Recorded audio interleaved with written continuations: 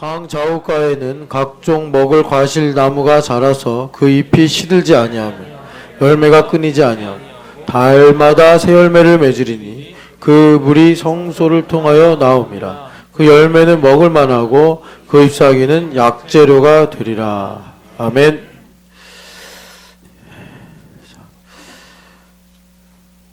생수의 강이 흘러서 그 광야나 또는 이제 버려진 땅이 에덴 동산처럼 회복되는 말씀입니다. 그래서 여기 보면은 이제 나무를 중심으로 주님께서 그 회복을 말씀하시는데, 일단은 잎사귀가 시들지 아니하며, 그러니까는 여러분 그 단풍이 들고 낙엽이 지는 거는 이게 땅이 저주를 받아서 그런 거 아시죠? 그러니까 겨울이 되면서 나무가 생존할 수 있는 일종의 영양분이, 양식이 최소화돼서 그 생존을 위해 자신을 잘라내는 그것이 낙엽이 지는 겁니다. 그래서 이제 겨울이 되면 그 나무가 혹독한 환경 속에서 버텨야 되니까 최소한의 것을 남겨두고는 다 이제 잘라내는 거죠. 그런데 잎사귀가 시들지 않는다는 것은 그만큼 나무가 생존하는데 충분한 이 영양분이 공급되더라라는 겁니다. 그래서 시들지 않고, 그리고 열매가 이 달마다 열리는데, 이제 우리가 에덴 동산에 관한 말씀을 읽어보면 하나님께서 인간에게는 씨 있는 과일을 먹을 걸로 주셨고, 그리고 짐승들, 지금은 뭐 초식 동물, 육식 동물로 나눠져 있지만 에덴 동산에서는 사자도, 곰도, 뭐 하이에나도 다 풀을 뜯어먹고 살았죠. 풀들은 그러니까 그 짐승들의 먹이, 그리고 열매는 사람들의 양식. 그러니 얼마나 지력이 좋아야겠어요. 그런데 그런 그 땅의 지력이 회복이 돼서 달마다 열매를 이제 맺게 된다. 그러면 사람이 열매만 먹어도 충분히 공급을 받을 수 있게 되는 거죠. 그리고 이제 그런 회복이 일어나는 이유가 그냥 물이 아니라 성소를 통해서 나온 물이더라. 그래서 우리가 이제 이 물의 근원적인 의미를 찾아보면, 하나님께서 이스라엘 백성들이 성전에 와서 예배를 해야 되는데, 우리가 내일 새벽에 들을 접촉에 관한 이제 거룩법을 보면, 그러니까 접촉을 통해서 하나님께서 거룩의 영향력을 미치신다는 건데, 사람이 그러면 부정하면 안 된단 말이에요. 그래서 성전에 성막에 들어가기 전에 씻게 한 겁니다. 우슬초로 정결케 하는 물을 뿌리게 해서 그 물에 닿으면 거룩해진다. 근데 그 물이 어떤 물이냐? 비도 잘 안 오는데, 그리고 우리나라처럼 저기 여기 시내가 있거나 천이 있거나 그런 나라가 아니란 말이에요. 예루살렘에서 이제 하나님께 기도하러 나가야 되는데 흐르는 물이 필요해요. 갈릴리까지 언제 갔다 와요? 요단강까지 갔다 올 수가 없단 말이에요. 땅을 판다고 물이 쉽게 나오는 나라도 아니고. 그러니까 절기 빼고도 평소에도 일정하게 유대인들이 하나님께 예배하기 위해서, 기도하기 위해서 성전에 나올 텐데, 그럼 그 사람들이 성전에 들어와서 예물 드리고 기도하려면 부정하면 안 된단 말이에요. 그러면 하나님 앞에 그럴 때 쓸 흐르는 물을 놓고 제사장들이 얼마나 기도해야겠어요. 그래서 그 흐르는 물로 이제 사람들을 정결하게 해서 성전에 들어와 기도하게 한단 말이죠. 그런데 역으로 이제 성소에서 물이 나오는 겁니다. 성소에서 물이 나오는 거예요. 그래서 그 물로 땅이 회복돼서 이렇게 잎사귀가 시들지 않고 매달 열매를 맺는다. 그렇게 근데 그 열매는 먹을 만하고 잎사귀는 약재료가 된다라면서 하나님께서 이제 세상을 이 성전을 통해서 어떻게 통치하시는가를 우리에게 보여주는 말씀입니다. 그래서 에덴의 그 상태가 회복이 되는 거구나. 그런데 그 회복이 성전에서 흘러나온 물로 회복이 되는구나. 이제 에덴을 나의 삶이라고 한다면 나의 삶에 하나님께서 원래 계획하신 대로 지력이 회복이 돼서 우리가 이 땅에서 열매를 많이 맺으려면 성전에서 생수의 강이 흘러나와 이 강물처럼 이렇게 흘러야겠구나. 이제 우리가 이 말씀을 가지고 이제 볼 수가 있습니다. 여러분들이 뭐 바쁘시겠지만 교회됨 40일도 하느라 시간이 부족하시겠지만 그래도 혹시나 꼭 다 볼 필요는 아니고 여러분들이 이렇게 기도하시다가 또 아무리 교회됨 40일이 좋아도 모든 시간을 교회됨 40일 말씀만 전하고 듣고 정리하고 살 수는 없잖아요. 가끔씩 쉬면서 여러분들이 또 그 사이사이에 다른 일도 해야지 이게 뭔가 탄력성이 있을 텐데 이제 그럴 때 운동을 하시는 분도 계실 거고 또 다른 쉬는 방법을 택하시는 분들도 계시겠지만 그래도 한 40일 중에 한 번 정도는 이 책을 볼 수 있지 않을까 해가지고 거기 계신 하나님을 추천했단 말이에요. 거기 계신 하나님을 추천했는데 이 책을 여러분들이 어느 타이밍에 어떤 부분을 읽을지는 모르지만 어쨌든 뭐 두껍지도 않은 책이고요. 저는 그 하나님께서 이제 교회를 통해서 우리를 자라게 하시고 가르치신다고 했으니까 분명히 약간 그런 느낌 촌철살인 근데 그건 촌철살인은 좀 느낌이 별로니까 뭐 핀포인트 같은 느낌으로 하나님께서 우리에게 정말 이 말도 불교 용어인데 활용점정 같은 그런 은혜를 주시지 않겠나 이런 생각을 합니다. 그래서 여러분들이 어느쯤에 어디를 읽고 있는지는 모르는데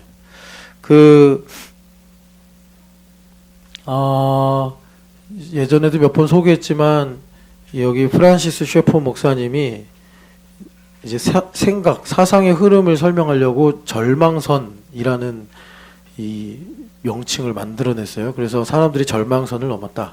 그래서 절망선을 넘었다는 거는 그 전까지는 낭만적으로라도 절대적인 기준, 절대적인 가치가 있어라고 사람들이 생각하고 살아왔는데 그 절망선을 넘어간 다음부터는 이제 점점 이 상대주의적으로 가더라. 이제 이걸 말하는 거죠. 그래서 절망선의 문을 연 사람이 헤겔인데, 그 헤겔이 변증법적 사고방식을 어떻게 만들었는지를 비유로서, 뭐 술집에서 친구들하고 얘기하다 만들어냈다라는 식으로 이제 프란시스 셰퍼 목사님이 그렇게 설명을 하는 거예요. 그래서 이 변증법적 사고방식, 여러분들이 한 번쯤은 삼각형 모양으로 정반합 역삼각형 모양으로 이렇게 하면서 인류의 역사가 진보를 한다. 그래서 정신없는 또 기독교인들 중에는 이게 유대적 역사관 아니냐 뭐 이렇게 생각을 하는데 그건 잘 모르고 하는 말이고 여하튼간에 예전에는 직선적 사고방식이라서 절대적인 기준과 진리가 있다. 이걸 모든 인류가 다 뭔지는 몰라도 그런 게 있어. 그러면서 이제 살아왔는데 헤겔 이후부터는 절대적인 건 없어. 라고 사람들이 생각하기 시작했는데 그런 생각을 할 수 있도록 툴을 만들어준 사람이 바로 헤겔이고 그 헤겔의 방법론을 온 세계에 전파한 사람이 마르크스다. 그래서 꼭 공산주의자가 아니더라도 우리 모두가 그런 이제 마르크스의 세례를 받아서 상대주의적 사고를 하고 있다. 이걸 성경에서 말씀하는 걸로 바꿔 말하면 내가 진리니라 하고 나 중심으로 살고 있다 이겁니다. 내가 진리니라. 그래서 이거랑 연결되는 게 이제 뭐 말하자면 바리새인들 내가 옳으니라 하고 사는 거죠. 그래서 이 절망선의 문을 열어버렸기 때문에 이 프란시스 셰퍼 목사님이 매우 절망적이다. 그러니까는 이제 사람들에게 복음을 전할 수 없게 됐다. 우리 아이들을 가르치는 것도 위기다. 이제 이런 말씀을 하시면서 그런 내용들을 말할 때 이분이 사실은 이제 그 대안이 있었던 거죠. 그래서 그래도 우리가 그 사람들에게 복음을 전하고 우리 다음 세대의 아이들에게 기독교를 말씀을 가르칠 수 있는 그게 하나 있다. 그게 뭐냐면 그걸 그래서 이제 그 책에서 챕터의 제목으로 보면은 통일시키는 요소 뭐 이런 식으로 했어요. 그래가지고 그러니까 세상 사람들과 우리 기독교인들 사이에 공통 분모가 있다 이거죠. 그 접촉점이 뭐냐면 정립, 그러니까 이제 변증법적 사고방식을 가지고 있으니까 정립에 반하는 게 반정립이란 말이에요. 그러니까 이 반정립이 바로 세상 사람들과 접촉할 수 있는 것이다. 이거예요. 그러니까 그 반정립이라는 얘기를 이제 이분이 대안으로 얘기를 하면서 이제 복음에 관한 얘기를 하는데 흔히 이제 기독교인들 보면은 영적인 안목이 열리지 않으면 자, 영적인 안목이 열리지 않았는데 열심히 신앙생활을 해요. 그러면 두 가지로 나오는 거예요. 하나는 허무주의. 이 책에도 나오지만 허무주의, 뭐 염세주의, 회의주의 뭐 이런 거죠. 그러니까 이 교회를 마치 수도원 같이 여겨서 그냥 교회 생활만 하는 거예요. 세상은 다 더러워, 다 오염됐어. 그래서 뭐 여러 모양으로 나옵니다. 그런 허무주의의 신앙. 아니면은 낭만주의 신앙이 있다. 그래서 믿으면 잘 될 거야. 근데 우리 교회는 그 낭만주의를 깨버렸어요. 그래가지고 칼럼에도 썼지만 말씀을 사실로 믿으니까 나 믿으면 될 줄 알았는데 믿으면 사업도 잘 되고 믿으면 뭐 문제도 해결되고 믿으면 꿈도 이루어질 줄 알았는데 꿈도 이루어지지 않고 사업도 이상하게 안 되고 인생도 문제가 너무 많네. 이러면서 도저히 이 낭만적으로 내가 사는 인생을 볼 수가 없게 되는 거죠. 이제 직시하는 거죠. 그래서 프란시스 셰퍼 목사님이 이제 기독교 현실주의다. 이제 이렇게 얘기를 해요. 그래서 여러분들이 이제 요런 내용, 이제 그 다음에 더 자세하게 이제 그런 것들이 어떤 의미를 갖느냐를 쭉 말씀하는데 이걸 여러분들에게 본다면 이번 교회됨 40일의 주제인 그리스도 예수의 좋은 일꾼이라는 제목을 통해서 하나님께서 나의 삶에 이루고자 하시는 뜻과 나에게 말씀하시는 게 뭘까? 이걸 주님께서 이제 알게 하실 수 있다. 이제 이런 내용이고, 아까 그 이제 현지자매 세가족 교육을 하고 있는데 오늘이 마지막 교회 관한 내용을 전했어요. 이제 교회랑 뭐 간접적으로 관련이 있는데 현지자매가 안식에 대해서 묻더라고요. 안식. 그래서 안식에 대해서 간단하게 말씀을 좀 나눴는데 여러분 우리가 지금 교회됨 40일 하고 있잖아요. 제가 이제 말씀이 쌓이는데 오늘 설교 제목이 회개잖아요. 회개. 그러면 내가 지금 뭐 타이든 자이든 뭐 반반이든 간에 말씀을 전하고 듣고 있단 말이죠. 말씀이 쌓여요. 어쨌든 간에 말씀이 쌓이는데 그 말씀이 요 회개랑 결합을 해야 된다. 그래야지 기독교 현실주의라고 말한 프란시스 셰퍼 목사님의 말하자면 복음, 이것이 이제 우리한테 실효적으로 나타나는데 이 회개가 그럼 어떻게 일어나냐? 이거 안식과 관련해서 좀 말씀을 드리면 여러분 예수님의 복음서에도 나오지만 안식은 매우 민감한 문제입니다. 매우 민감한 문제. 안식이 그냥 기본적으로 쉬는 거 이런 느낌이 있고 성경에도 아무 일도 하지 마라 이렇게 말씀하시니까 진짜 많은 사람들이 아무 일도 안 하고 쉬는 거, 뭐 마음이 편안한 거, 평안한 게 아니라 편안한 게 안식인 줄 알아요. 문제가 없는 게 안식인 줄 알아요.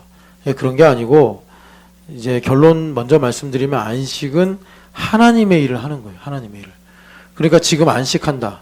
교회됨 40일 하는데 잠도 부족하고 또 여러분 알겠지만 40일 하면은요 또 뭐 트러블도 많이 생겨요. 이런 일도 저런 일도 생기는데 그런 가운데 물 위를 걷는 예수님처럼 내 영혼 평안해 하면 안식이 된 거예요. 그리고 막 졸리고 피곤하고 힘든데 이제 아직 20일도 안 됐어. 이거 40일 오는 거야? 이러면 지금 주님께서 그러시는 거예요. 불법을 행하는 자야. 나는 너를 도무지 알지 못한다. 이러시는 거예요.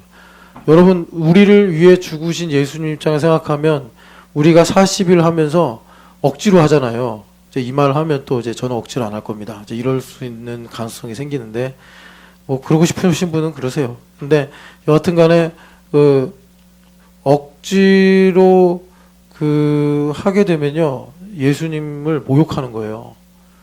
예수님을 모욕하는 거예요. 제가 이제 목회를 이제 하고 주님 만났는데 주님 목회 진짜 힘들었어요. 아유, 성도들 말도 안 듣고 목회하느라고 저 막 병도 들고 너무 힘들었어요. 뭐 이러면 주님께서 아주 싸늘한 눈빛으로 언제 그러라고 그랬어? 정말 살면서 죽을 때까지 죄만 짓고 온 사람이 마지막 하루에 회개하고 막 똥냄새 나고 팔이 꼬이고 이런 모습으로 천부여 의지없어서 라고 해도 우리 예수님은 안아주시고 어루어 만져주시고 씻겨주시고 탕자에게 대하신 것처럼 입맞춤 해주시고 옷을 갈아입혀주시고 막 그러신 예수님이에요. 그런데 겉으로 아주 잘 입고 아주 말끔한데 딱 예수님을 만났는데, 예수님 신촌연합교회 다니느라 진짜 힘들었어요. 왜 나를 그런 교회로 보내셔가지고 해마다 40일 하게 하시고, 주님 진짜 너무 힘들었어요. 그러면 예수님께서 아주 눈빛을 싸늘한 느낌으로 바꾸시고서 누구세요? 이러신다고. 그러니까 여러분들이 이거는 어려운 복잡한 내용이 아니라 인지상정이에요. 내가 누구를 사랑하는데 이제 60살이 됐어요. 그래서 요즘에 황혼이혼이라고 있잖아요. 이제 내가 자식 때문에 당신이랑 살았는데 진절머리 나서 이제 못 살겠어. 우리 이제 남남으로 가자. 여러분, 얼마나 참 허망해요, 인생이. 예, 그거는 회복이 안 돼요. 부부 상담을 받든 뭘 하든 회복이 안 돼. 그래서 여하튼 여러분, 이 안식의 문제는 매우 민감한 문제예요. 예수님 안식일 때문에 죽으신 거 아시죠? 안식일에 일하신다고. 그래서 이 회개가 그러니까 뭐냐면 우리가 지금 말씀을 듣잖아요. 근데 히브리서에서 이 말씀에다가 한 마디를 더해요. 그래서 리빙 워드다, 살아있는 말씀이다, 이런 말씀을 하죠. 히브리서 4장 12절에. 그래서 이 살아있는 말씀은 뭘 하냐면 좌우에 날선 예리한 검과 같아서 영과 혼을, 원래 영혼은 나눠지지 않는 건데 영은 하나님의 좌소고 혼은 내 마인드, 나의 마음이에요. 근데 이걸 찔러 쪼갠다는 거예요. 그래서 어디까지가 네 생각이고 어디까지가 하나님의 뜻인가를 쪼갠다는 거예요. 교회됨 40일을 하는데 어디까지가 지금 하나님의 영광이요, 하나님의 능력이요, 하나님의 거룩이며 어디서부터 어디까지는 지금 내가 나의 오기로 뭐 두려움으로 나의 수치로 하는 건지를 이 하나님의 말씀이 내 안에 들어와서 찔러 쪼갠다는 거예요. 찔러 쪼개는 거예요. 예. 그리고 관절과 골수를 찔러 쪼갠다. 그러니까는 여러분, 관절은 이제 마디마디잖아요. 그러니까 우리가 뭐 행동하거나 살아가는 모든 마디 그런 것들을 미분을 해서, 골수는 어떻게 보면 성경에서 피를 생산하는 곳이니까 생명의 근원이라고 말하는 거예요. 그러니까 내가 가지고 있는 생명이 하나님으로부터 온 영생인지 내가 죄 가운데 내 힘으로 살려고 하는 육체적 생명인지를 주님께서 찔러 쪼개서 썩어버린 골수는 주님께서 다시 거룩한 기름진 골수로 바꿔주시고, 그리고 나의 움직이는 마디마디를 미분하셔서 어디는 내가 지금 내 힘으로 하고 있으며 어디는 하나님의 힘으로 하는지를, 능력으로 은혜로 살아가는지를 주님께서 그래서 이제 드러내신다 이거예요. 그래가지고 여러분 13절에 보면은 주님께서 마침내 이렇게 영과 혼을, 관절, 골수를 찔러 쪼개셔서 내 안에 있는 자기중심성을 드러내시는 거예요. 뭐 얼굴로야 말로야 하나님 사랑하고 교회 사랑하고 뭐 형제자매 사랑하고 그러는데 말씀을 찔러 쪼개니까 마디에 숨어있던 두려움, 골수에 사무친 원한, 영과 혼 사이에 이렇게 막 뭐라 그럴까 하여튼 박혀있는 뭐 여러가지 이제 원수마귀의 간계와 견고한 진들, 이런 것들을 주님께서 리빙 워드로 찔러 쪼개서 이 자기중심성이 드러나게 하시더라라는 겁니다. 일반적으로 자기중심성이 드러나면 나는 꽤 괜찮은 사람인 줄 알았는데 아까 그 프란시스 셰퍼 목사님이 그 기독교 현실주의 말할 때 왜 그 반정립이 세상 사람들하고 접촉점이 되냐면 세상 사람들이 상대주의로 가게 된 게 절망 때문에 그런다 그래서 절망선이라고 하는 거 아닙니까? 그런데 우리는 죄가 율법이 죄를 깨닫게 한다 해가지고 내 힘으로 구원받을 수 없구나. 내 힘으로 우리 김 목사님이 전범희 집사님을 사랑할 수 없구나. 이게 자기중심성이 드러나는 거예요. 자기중심성이. 전범희 집사님이 하나님께서 나에게 담비, 보배, 시온이를 주셨는데 그 중에 한 명이라도 제대로 사랑한다면 참 내가 엄마로서 뭔가 긍지를 가지고 또 그런 일로 하나님 나를 엄마 되게 하셨군요. 막 감사할 텐데 정말 말씀이 찔러 쪼개면 나는 하루도 담비랑 보배랑 시온이를 예수님처럼 사랑할 수 없구나. 예, 뭐 다른 예를 들자면 뭐 부모 공경의 문제도 그렇고 뭐 또 여러 가지 이제 우리가 예를 들 수 있을 거예요. 그래서 절망하는 거예요. 자기중심성이 드러나서. 그래서 우리가 십자가를 자랑한다는 게 뭐냐면 요 문제가 이제 십자가로 치유되고 십자가로 해결되는 거예요. 자, 자기중심성이 해결되는 문제는 딱 하나예요. 나 죽었네 이건데 진짜 죽으면 그 다음에 아무것도 없잖아요. nothing. 그러니까 예수님을 믿는 믿음으로 죽는 거예요. 그래서 내가 다시 살아나게 되더라. 그래서 다시 한번 예수님 나를 위해 죽으시고 나를 대신하여 채찍에 맞으시고 나를 대신하여 또 창에 찔리신 그 은혜가 얼마나 큰가. 이것을 우리가 감사하면서 십자가를 자랑하더라라는 것입니다. 그래서 이 자기중심성이 있으면 여러분 그 포도원 농부들 비유 있잖아요. 9시부터 오후 5시까지 주인이 계속 나가서 이 포도원 일꾼들을 부르는데 나중에 9시부터 일했던 그러니까 하루 종일 일한 일꾼들이 마지막에 이제 품삯을 받는데 쫓겨나다시피 끝나잖아요. 왜 나한테 한 데나리온만 줍니까? 1시간 일한 사람이 한 데나리온을 받았으면 마땅히 나는 뭐 최소 2~3배는 줘야 되지 않습니까? 이런 식으로 얘기했는데 그런 내용이 왜 생기는 거죠? 자기중심성 때문에 생기는 거예요. 그러니까 안식이 되면 주인이 10데나리온을 줄게 하고 한 데나리온을 줬으면 문제 제기할 수 있죠. 그런데 10데나리온이 아니라 원래부터 한 데나리온이었어요.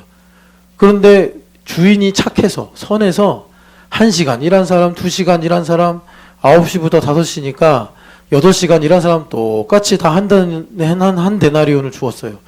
그러니까 1시간 일하고 한 데나리온을 받은 사람은 야 이게 웬 은혜냐 이러면서 주인한테 3번 절하고 막 발에 뽀뽀하고 얼마나 감사하겠어요. 그 데나리온 받아서 집에 가서 애들하고 밥 먹어야 되는데 1시간밖에 일해가지고 일 안 했기 때문에 8분의 1 데나리온 받을 줄 알았는데 그래봐야 뭐 애들하고 나눠 먹을 뭐 반찬이나 살 수 있겠습니까? 그런데 이 주인이 아이고 1시간 일하고 집에 가서 어떻게 살아? 자, 한 데나리온 8시간 일한 걸로 쳐줄게. 그랬더니 그냥 이 주인이 너무 감사합니다. 이러는 거예요, 일꾼이. 그런데 아침부터 일한 이 일꾼은 화딱지가 나기 시작하는 거예요.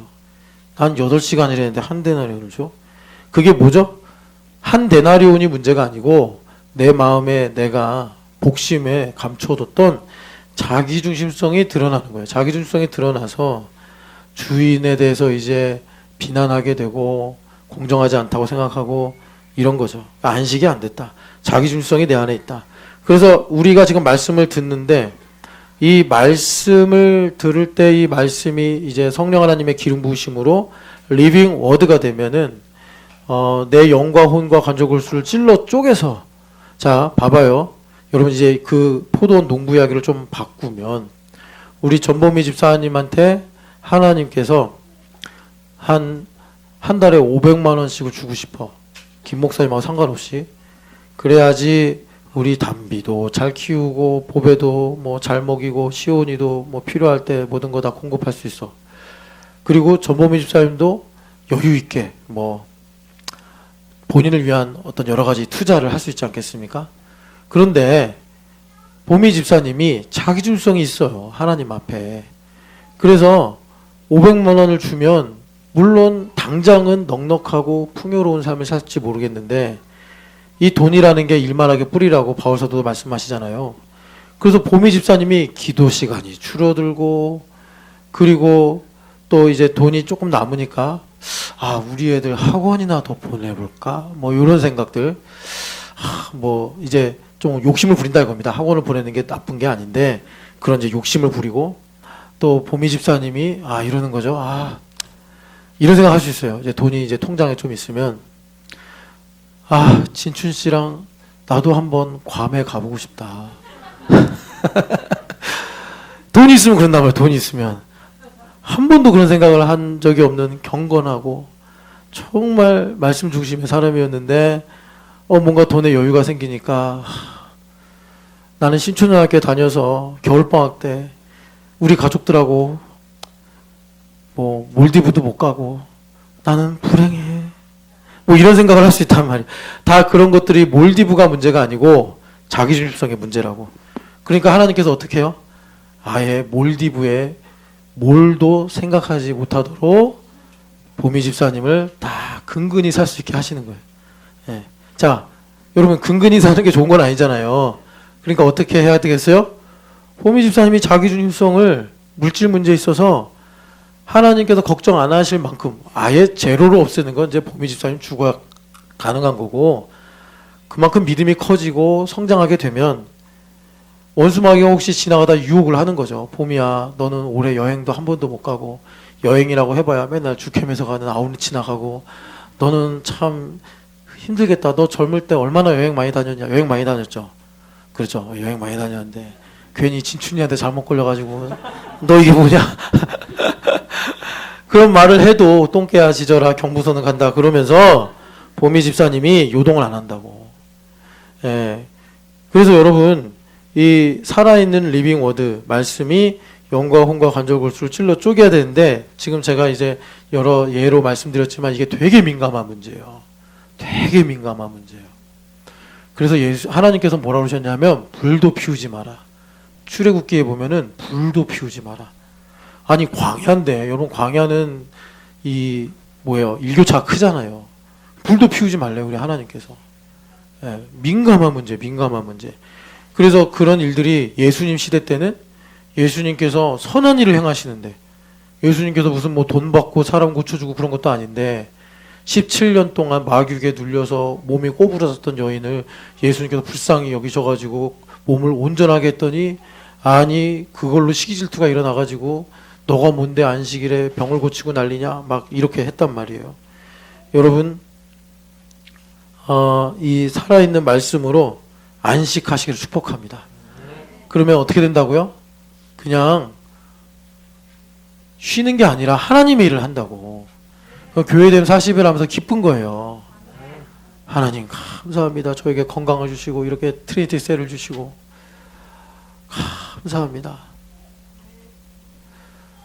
오냐 이번 주에 한 번은 쉬려고 그래. 이제 20일을 지나가잖아. 한 번은 쉬려고 그러는데 쉬는 날 우리 주캠에서 등산을 가려고 그래. 화이팅. 지금 생각엔 아무래도 목요일이 될 것 같아. 안식이 되지? 오늘 안식? 아싸 등산 간다. 오랜만에 그지? 비봉을 가려고 그래. 비봉. 그래. 갈 테면 가. 이런 느낌인데. 자, 회개. 이제 그래서요 여러분 오늘 회개를 중심으로 말씀을 드리려고 그러는데, 이 회개가 참 중요해요. 왜냐하면 여러분 열매 많이 맺고 싶으시죠? 열매. 이건 열매는 현실적인 얘기예요. 열매를 잘 맺으려면요 회개해야 돼요. 회개가 좋아야 돼. 그런데 다른 복음이 들어가면, 이거 요번에 확실히 청소하세요. 다른 복음이 들어가면 회개를 정죄로 받아요. 그래서 계시록에 보면 하나님께서 7 교회들에게, 그러니까 빌라델비아 교회에게는 인내, 서머나 교회에게는 충성인데 다 본질적으로 말하면 회개하라는 말씀이에요. 주님께서 회개하라는 말씀인데, 그러니까 성령 하나님께서 교회를 통해 무엇을 말씀하시든 다 그 내용은 회개하라는 의미를 담고 있단 말이에요. 그런데 다른 복음이 들어가 버리면 정죄를 받아서 마음이 굳어져요. 두아디라 교회야 회개해라. 마음이 굳어져. 버가모 교회야 회개하라. 마음이 굳어져. 사대 교회야 회개하라. 마음이 굳어져. 심지어 라오디게아 교회야, 내가 문 밖에 서서 두드리노니 너는 내 음성을 듣거든 문을 열고 나와 더불어 먹고 마시자 하는데도 마음이 굳어져. 왜 와요? 부르지도 않았는데 이러면서. 다른 복음이 들어가면 회개하라는 말씀이 예를 들어서 이런 거예요. 담비야 공부해라, 규하야 세수해라, 또 누구냐 유하야 동생이랑 싸우지 마라. 다 이게 엄마가 회개하라, 너 잘 살아라 이런 말이에요 다. 그런데 이게 다른 복음이 들어가면 공부해라 그러면 담비가 엄마나 공부해. 그리고 규하가 엄마가 규하야 씻어라 그러면 규은이도 안 씻었는데 속으로 그러고, 유하야 동생이랑 싸우지 마라, 아유 저걸 갖다 버리든지, 야 다 이런 생각을 한단 말이야. 마음이 굳어지는 거예요. 마음을 굳어지는. 다른 복음이 들어가면 그렇게 된다고. 여러분 이번에 정말 주님께서 제일 좋은 건 이거예요. 주님께서 그러셨잖아요. 거듭나는 거는 말이야 바람이 어디로 와서 어디로 가는지 못하는 것처럼, 가는지 알지 못하는 것처럼 그렇게 일어나는 거야. 우리 성령 하나님의 외과수술도 그럴 수 있어요. 그런데 그럴 수 있는 조건이 뭐냐면 우리 온유같이 겸손해야 돼요. 온유같이. 그러면 그냥 주캠 따라다니다가 그러니까 회개가 되는 거예요. 뭐 우리 온유 안에 뭐 우리와 비교하면 자기중성이 얼마 있지도 않겠지만 그나마 있는 거. 예. 여러분 그렇게 성령 하나님의 외과수술 받으시기를 축복합니다. 그냥 트리니티 셀에서 동료가 잘 되기를 갑자기 마음이 뜨거워지는 거예요. 막 누가복음 2사장에 우리가 말씀을 들을 때 마음이 뜨겁지 아니하더냐. 예. 막 연소가 일어나는 거예요.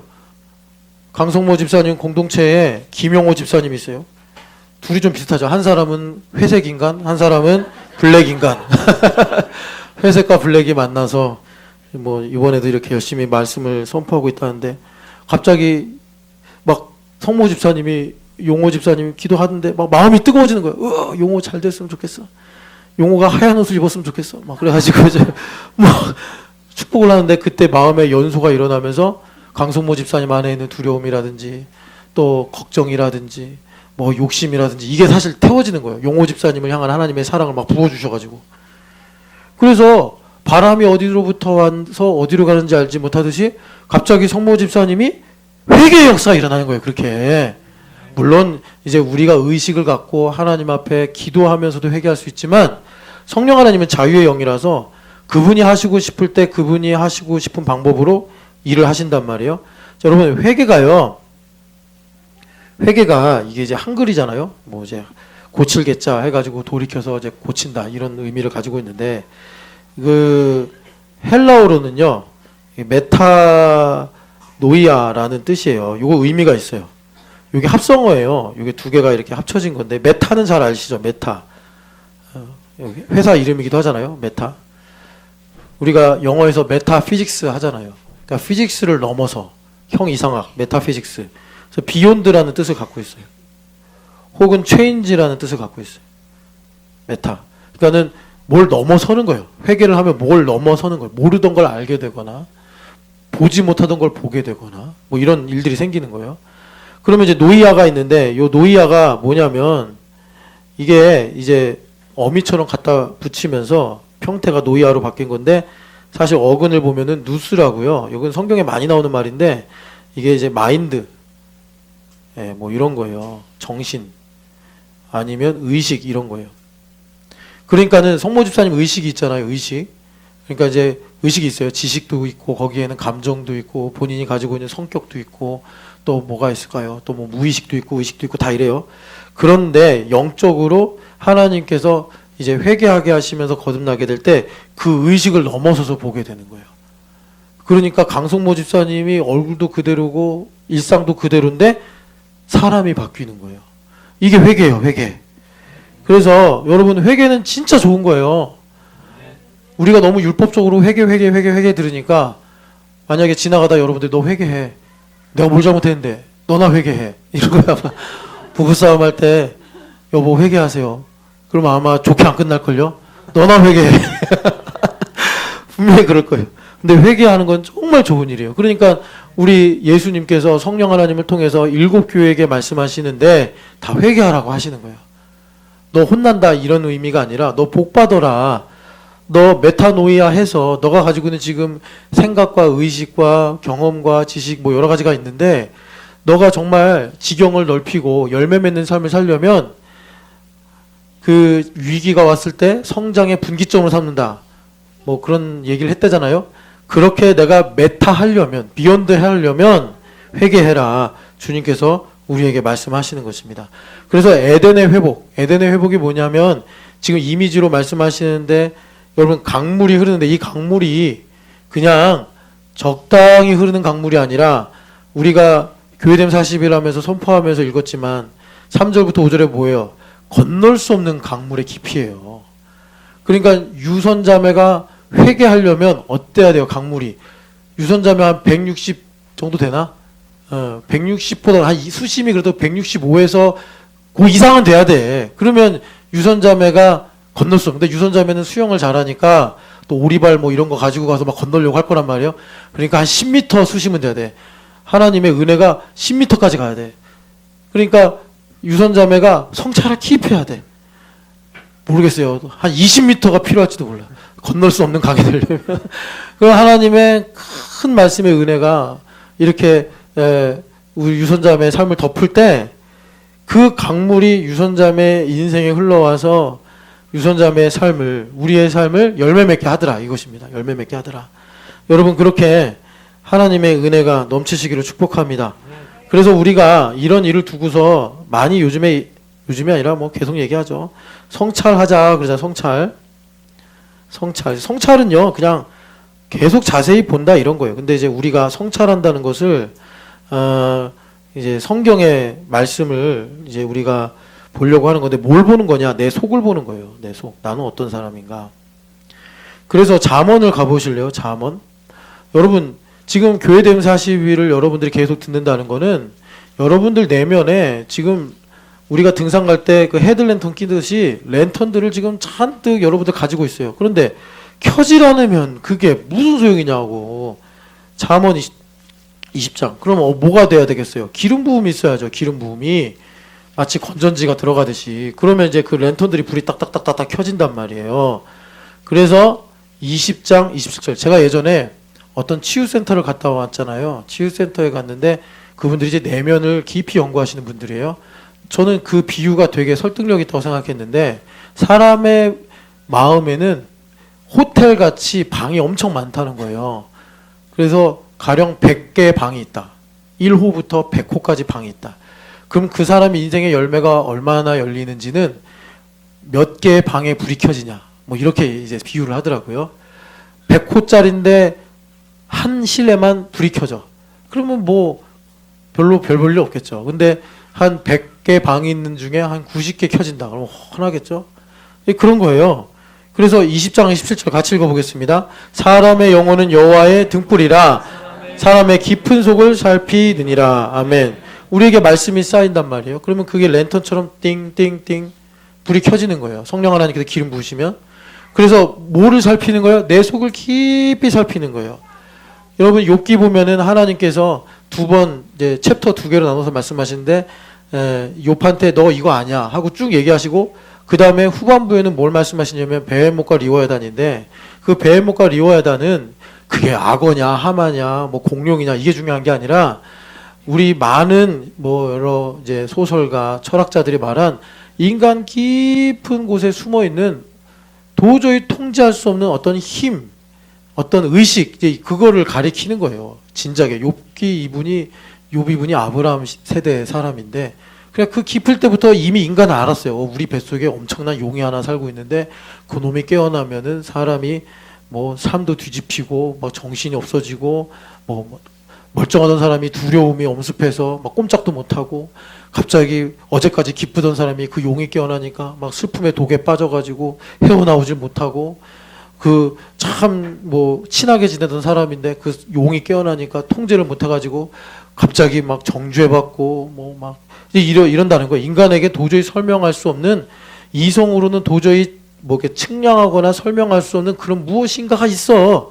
하나님만이 그걸 통제할 수 있어. 이런 거예요. 하나님만이 통제할 수 있어. 하나님만이. 욥이 이제 그걸 이제 보는 거죠. 그래서 우리 성령 하나님께서 이제 역사하시면 우리가 들은 말씀들, 뭐 단어, 구절, 뭐 선포한 내용, 축복한 내용 그런 것들이 이제 불을 탁 켜지면서 우리의 깊은 속을 살핀다 이라는 거예요. 자, 이 말씀을 정말 율법 천재인 바울 사도가 잘 알아서 어디서 인용하죠? 우리가 많이 봤어요. 고린도전서 2장 가면은 이제 여러분 바라기는 우리 교회가 가야 될 거는 어디냐면 2장 6절이에요. 2장 6절 한번 읽어보겠습니다. 그러나 우리가 온전한 자들 중에서는 지혜를 말하노니 이는 이 세상의 지혜가 아니요 또 이 세상에서 없어질 통치자들의 지혜도 아니요. 그러면서 지금 성령 하나님의 지혜에 관해서 말하고 싶다. 그러니까 바울 사도가 이제 온전한 자, 신령한 자, 장성한 자. 그래서 이거 이제 나중에 좀 설명해 드릴게요. 너희들이 이렇게 돼야 된다라고 말씀하시면서 그 내용이 뭐냐면 10절을 보시면 오직 하나님이 성령으로 이것을 그 지혜를 우리에게 이제 가르치신다. 그러면서 성령 하나님은 어떤 분이냐? 로마서 8장에도 나오지만 하나님의 깊은 것까지 통달하시는 분이다. 이렇게 말씀하세요. 그래서 11절에 같이 한번 읽어보겠습니다. 사람의 일을 사람의 속에 있는 영 외에 누가 알리요? 이와 같이 하나님의 일도 하나님의 영 외에는 아무도 알지 못하느니라. 지금 여기 보면은 사람의 일을 사람의 속에 있는 영 외에 누가 알리요가 아까 우리가 읽었던 잠언 20장 27절 인용하신 말씀이에요. 그러니까 성경은 그대로 복붙해서 인용하는 것도 있지만 이렇게 약간 바꿔서 인용하는 성경 구조도 많아요. 그래서 사실 신약 성경은 많은 수가 구약 성경을 이런 식으로 인용을 해서 쓰여진 성경이에요. 그래서 구약 성경을 깊이 알면 신약 성경이 너무나 풍성하게 이해가 되는데 여기 보면은 그러니까 우리가 공부를 많이 하고 아무리 책을 많이 읽어도 내가 이성으로 알 수 있는 깊이는 한계가 있다는 거예요. 그러니까는 우리 차정원 집사님이 온유를 알고 싶은데 온유를 아는 데는 한계가 있단 말이에요. 온유 속을 어떻게 알아요? 열길 물속을 알아도 사람 속을 한 길도 모른대. 온유야. 그런데 뭐가 사람의 한 길 속을 알게 한다고? 하나님의 영이. 그러니까 차정원 집사님이 이렇게 교회됨 40일로 성령 하나님의 충만함을 받으면 온유의 속도 알게 되고 이드니의 속도 알게 되고 이렇게 되는 거예요. 자, 그래서 영 외에는 누가 알리요? 이와 같이 하나님의 일도 하나님의 영 외에는 아무도 알지 못하느니라. 자, 이 11절이 되게 중요한데 이런 겁니다. 성령 하나님께서 내 안에 오셔서 이제 말씀들이 쌓이니까 불을 땅땅땅땅 켜져요. 그래서 내 속에 있는 것을 내가 보게 돼. 보게 된다는 건 뭐냐면 뭐 지금 차정원 집사님 얘기 나왔으니까 차정원 집사님이 계속 요즘에 걱정을 했어요. 근데 걱정하는 게 돈 문제인 줄 알았더니 이게 돈 문제가 아니라 이런 내 안에 이 원수막에 거짓말이 있고 또 원수막에 미혹이 있고 아니면 내 아픔이 있고 뭐 하여튼 이런 걸 하나님께서 드러내시는 거예요. 그래서 이제 차정원 집사님이 그걸 보면은 내 힘으로 그걸 해결할 수 없기 때문에 절망을 하죠. 절망을 하는데 절망하자마자 십자가와 부활로 인해서 예수님의 은혜를 이제 알게 돼요. 그래서 그 절망점이 그 포인트가 뭐로 바뀌냐면 차정원 집사님을 향한 하나님의 뜻이 무엇인지를 알게 하는 접촉점이 되는 거예요. 그래서 이 사실을 발견하신 분이 그 유명한 존 칼뱅 선생님이에요. 그래서 존 칼뱅 선생님이 기독교 강요라는 위대한 책을 쓰시면서 서두에 아주 그 중세 시대에 의하면 불경한 말인데 사람을 아는 것이 곧 하나님을 아는 것이니라 이런 말로 시작을 하는 거예요. 그러니까 사람을 안다는 건 뭐냐면 내 안 깊은 곳에 점 하나 같은 블랙홀 같은 어둠이 하나 있는데 이것을 성령 하나님께서 모르고 살던 나에게 빛을 딱 비추셔서 등불로 켜시니까 내 안에 이런 작은 두려움이 있었네. 난 이거 없는 줄 알고 살았는데 말씀이 찔러 쪼개고 나니까 이 점이 드러난구나 했을 때 우리 인간은 이제 절망한단 말이에요. 내 힘으로 살 수 없구나. 내 힘으로 사랑할 수 없구나. 내 힘으로 내가 아무것도 할 수 없구나. 절망한단 말이죠. 그런데 그때 내 안에 성령 하나님 살아계시니까 그 깊이를 가지고 그대로 하나님의 뜻이 무엇이며 하나님의 사랑이 어떠하며 하나님의 능력이 어떠한지 지혜와 계시의 영으로 우리에게 오셔서 그런 모든 것들을 깨닫고 알게 하시더라라는 것입니다.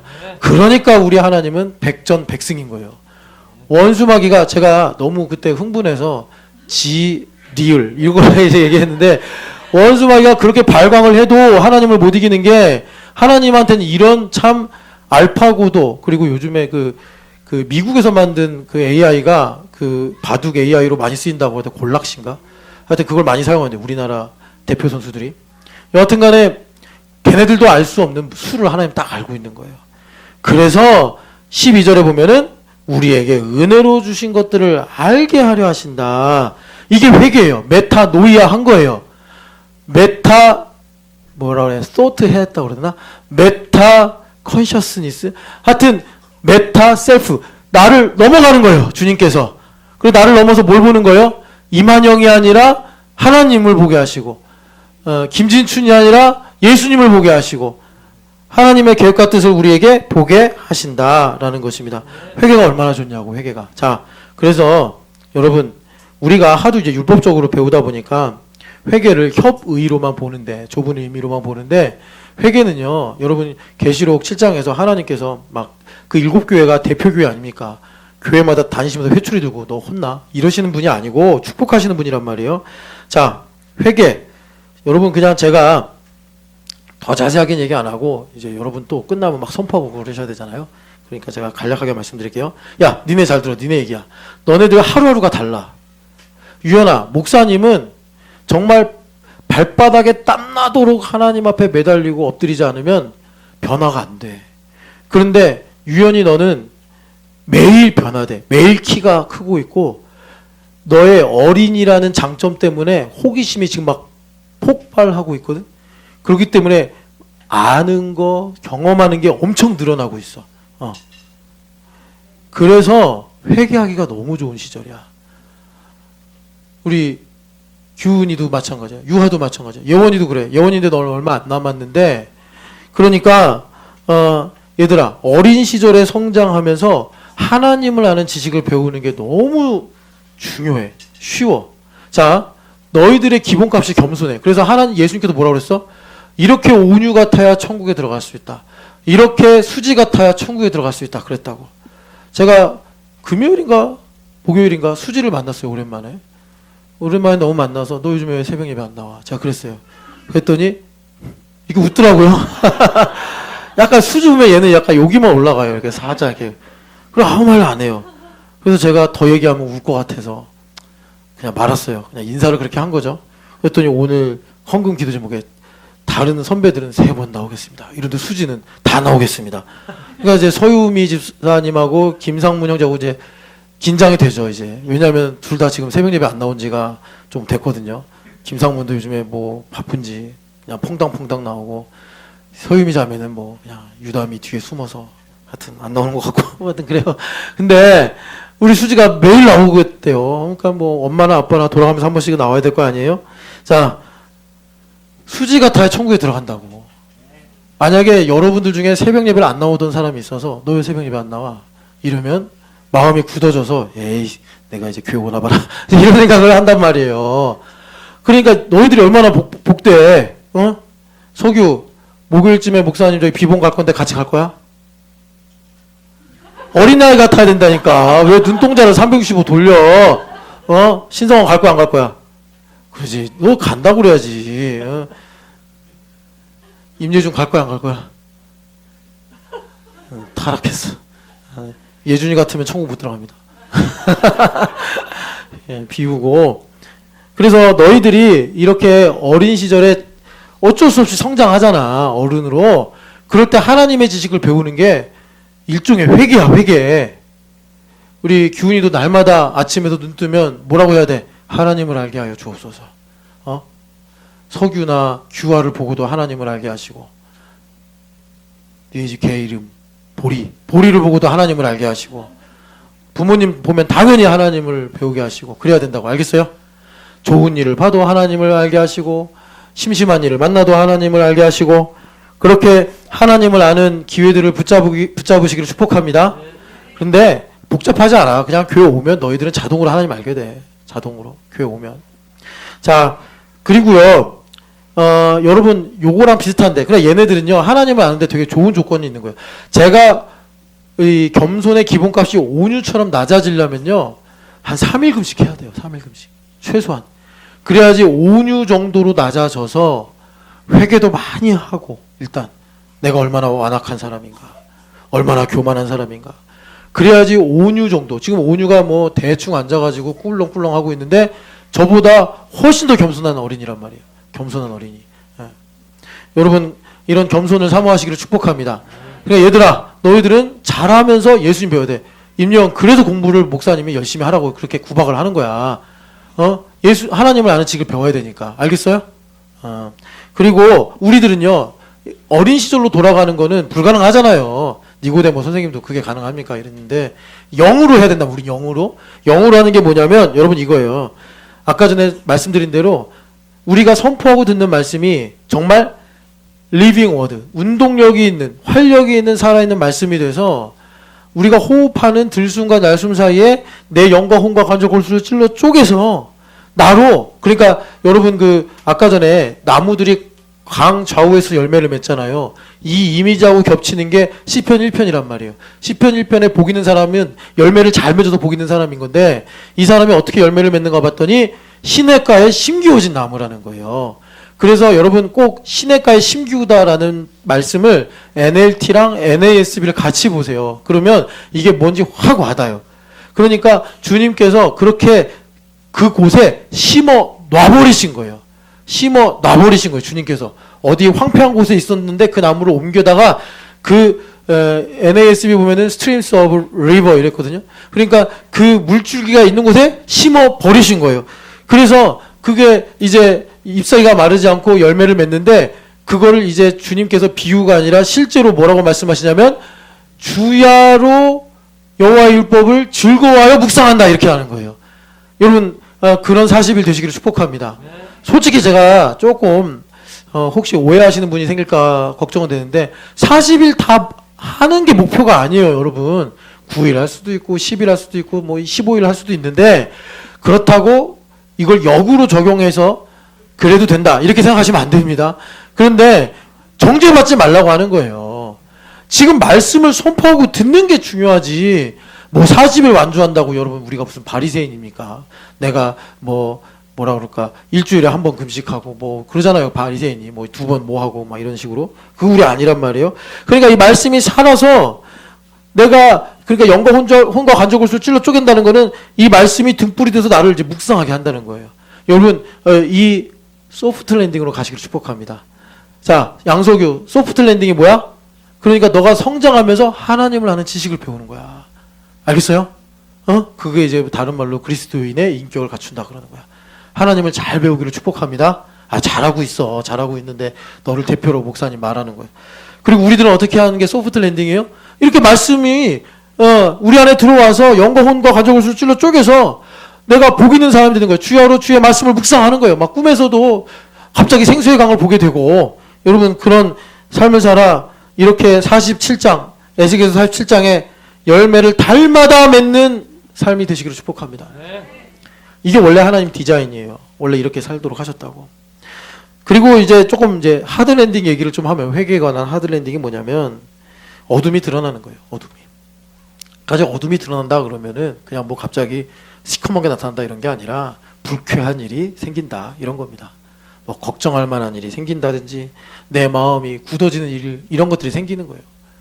이제 그런 일들이 생길 때 여러분 꼭 현상을 현상으로만 보지 마시고 하나님의 큰 틀 안에서 영적인 배경을 보시고서 아까 말씀드린 대로 하나님께서 그 흑점을 하나 찾아서 그것을 은혜로 되는 것이구나를 깨닫게 하시는 기회란 사실을 여러분 붙잡으시기를 축복합니다. 이렇게 하는데도 계속 그냥 현상적인 얘기만 하고 누구 때문에 힘들고 뭐 누구 때문에 안 되고 그러면 어떻게 해야 되는 거예요? 결국은 원수마귀가 청구하는 거예요. 온유를 밀가부르듯 까부를 테니 내놓으십시오. 한번 이걸 해줄까? 근데 좀 무거워서 목사님 허리가 나갈 것 같은데 한번 밀가루부터 까불러 볼까 한번? 이 얼굴을 정면에서 보셔야지 여러분들이 온유의 실체를 알 텐데. 너 껌 씹고 있냐? 아니지? 똑바로 앉아. 자, 그래서 고난 중에 겸손하게 돼서 하나님의 뜻을 깨달아 열매를 맺게 되더라라는 것입니다. 여러분, 우리 주님께서 그분의 영광을 위한 열심으로 우리를 하드하게도 소프트하게도 빚어 가시는 줄을 믿습니다. 여러분 이 회개의 복을 받으시고 여러분 회개하는 가장 좋은 길 제자로 사는 겁니다. 제자로. 그래서 제자의 시작이 베드로 선생님이 대표인데 회개로 시작하셨잖아요. 회개로 시작하셨고 정점에서도 회개로 그 정점을 찍으시고 여러분 그렇게 늘 우리를 열매 맺게 하시는 하나님의 깊은 강가에 심겨지시기를 축복합니다. 우리 자리에서 일어납시다. 자리에서 일어나 찬양합시다.